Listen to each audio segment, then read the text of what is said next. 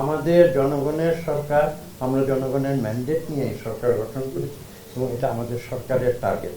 এবং এটা বুঝতে হবে একটি গণতান্ত্রিক প্রক্রিয়ায় এখানে দুঃখের সঙ্গে বলতে হয় যে আপনারা বিগত নির্বাচনগুলো দেখেছেন, এমনকি আমি বলবো 2008-এর নির্বাচন, 2014 নির্বাচন, 2024।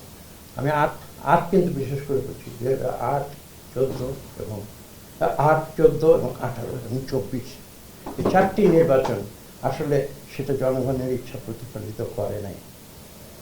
এবং দীর্ঘদিন পরে আমরা সৌভাগ্যবান যে 2026-এর 12 ফেব্রুয়ারির নির্বাচনে সত্যিকার অর্থে জনগণের প্রতিনিধি হিসেবে আমরা আজকে আপনাদের সামনে আসি। যে সেই কারণে আপনার সেই প্রশ্নের উত্তর যে জনগণের যে ইচ্ছা তার প্রতিফলন হিসাবে আপনি 1 বছর তো দীর্ঘ সময়।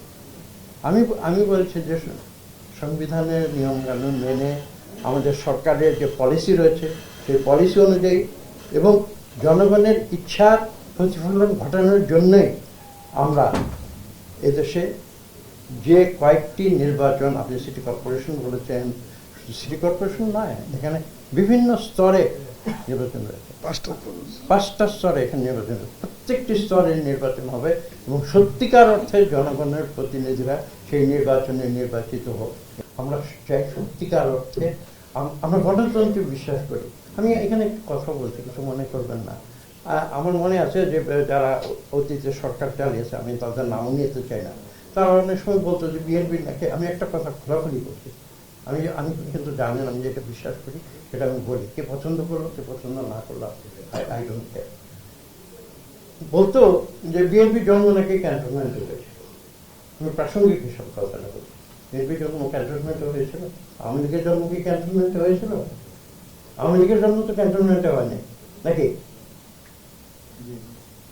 তো আমি তো বিশ্ববিদ্যালয়ের শিক্ষকতা করতাম, আমার তো অনেক একসঙ্গে বিএনপি আওয়ামী লীগ মাইন্ডেড অনেক শিক্ষক ছিল, তো আমাকে তখন জিজ্ঞেস করছে আওয়ামী লীগের জন্য তো ক্যান্টনমেন্টে হয়নি, তাহলে আওয়ামী লীগ কেন গণতন্ত্রকে হত্যা করে পার্লামেন্টের ভিতরে 11 মিনিটে এক নায়কৃত্ব কারণ?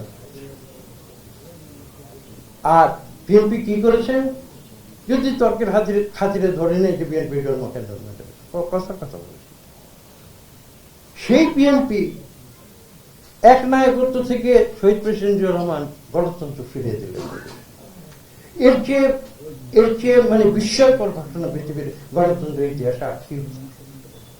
আপনি আশা করি উত্তর পেয়েছেন। যাদেরকে আপনি বলছেন জনপ্রতিনিধি, তারা জনপ্রতিনিধি না, তারা ভুয়া নির্বাচনের প্রতি